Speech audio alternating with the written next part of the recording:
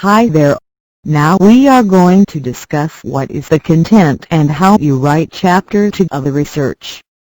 That is, review of related literature, or theoretical and conceptual framework. Let's get started.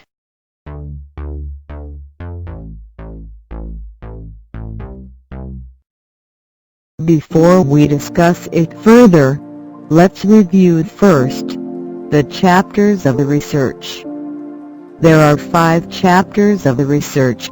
They are: Chapter 1 Introduction, Chapter 2 Review of Literature, or Theoretical and Conceptual Framework, Chapter 3 Research Methodology, Chapter 4 Data Analysis, Chapter 5 Conclusion and Recommendation. The research proposal consists of 3 chapters: Chapter 1 Introduction, Chapter 2 Review of Literature or Theoretical and Conceptual Framework, and Chapter 3 Research Methodology. You have to bear in mind that a research proposal is a plan. Therefore, if you are going to write it in English, make sure that all the plans must be written in the form of present and simple future tense. While the research report, thesis, or dissertation is written in 5 chapters. As we have discussed Chapter 1 on the previous video, now we are going to cover Chapter 2, that is Review of Literature, or Theoretical and Conceptual Framework. What is review of literature? A literature review is a comprehensive summary of previous research on a topic. The literature reviews survey scholarly articles, books, and other sources relevant to a particular area of research. The review should enumerate, describe, summarize, subjectively evaluate and clarify this previous research. It should give a theoretical base for the research and help you, the author, determine the nature of your research. The literature review acknowledges the work of previous researchers, and in so doing, assures the reader that your work has been well conceived. It is assumed that by mentioning the previous work in the field of study, that the author has read, evaluated, and assimilated that work into the work at hand. The purpose of a literature review is to provide foundations of knowledge on topic, identify areas of prior scholarship to prevent duplication and give credit to other researchers, identify inconsistencies, gaps in research, conflicts in previous studies, open questions left from other research, need for additional research justifying your research, identify the relationship of works in context of its contribution to the topic and to other works. Place your own research within the context of existing literature, making the case for why further study is needed. The systematic writing of the research may differ from discipline to discipline, institutions to institutions, etc. But, based on my investigation, in Chapter 2 of the research, you should have and clarify these points. 2.1 The previous relevant studies, 2.2 Review the variables, 2.3 Conceptual framework, and 2.4 The hypothesis. Let's discuss one by one. 2.1 The previous relevant studies. At this point, you have to review the previous studies which are relevant to your study or research.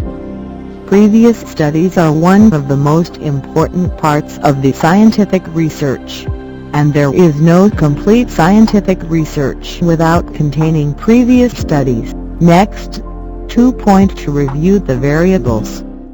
At this point, you need to review books, articles, journals, etc., which relates to your research. You can do this by understanding your research variables, then review them. For example, This is an example of a research problem or question. Does group work discussion significantly affect on the student's speaking skill? By identifying this research question, then, we obtain that group work discussion is the independent variable, and student speaking skill is the dependent variable. 2.3 Conceptual Framework. In Conceptual Framework, you have to visually explain the key concepts or variables and the relationships between them that need to be studied. A conceptual framework is an analytical tool that is used to get a comprehensive understanding of a phenomenon. It can be used in different fields of work and is most commonly used to visually explain the key concepts or variables and the relationships between them that need to be studied. A conceptual framework illustrates what you expect to find through your research. It represents how the variables you are studying might relate to each other. Conceptual frameworks are particularly helpful when the research involves hypothesis testing. This in turn means that the conceptual framework involves high-order consideration of the following questions or issues about your research. 1. What do you want to do in your research? For example, as articulated in your research topic. 2. Why do you want to do it? For example, why is it important to conduct that research? Why it is significant? What aims will it seek to achieve? Which specific objectives will it pursue? How much scope will it cover? 3. How do you plan to do it? For example, which methodology will you apply? Which methods will you use? Who will be your participants? How will you gather data? How will you analyze the data? 4. How will you make meaning of the data? For example, which theoretical framework will you use to analyze the data? Which software will you use? Which skills will you need? 5. Which worldview will you locate your research in? For example, will it be in the positivist or interpretivist paradigm, critical or pragmatic paradigm? 6. How will you report your findings? For example, in a research paper, or a seminar paper, or a conference paper, a book chapter, or a book or a thesis. 2.4 Construct a hypothesis. A hypothesis is a statement that can be tested by scientific research. If you want to test a relationship between two or more things, you need to write hypotheses before you start your experiment or data collection. A hypothesis states your predictions about what your research will find. It is a tentative answer to your research question that has not yet been tested. For some research projects, you might have to write several hypotheses that address different aspects of your research question. If your research involves statistical hypothesis testing, you will also have to write the null hypothesis. The null hypothesis is the default position that there is no association between the variables. The null hypothesis is written as H0, while the alternative hypothesis is H1 or HA. Example: the research question or problem is: does group work discussion significantly affect on the student's speaking skill?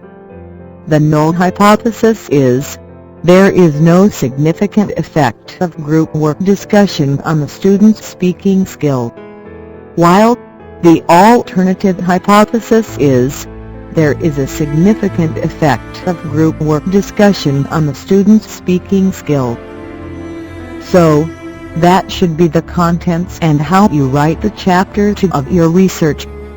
Our next discussion is Chapter 3, the research methodology.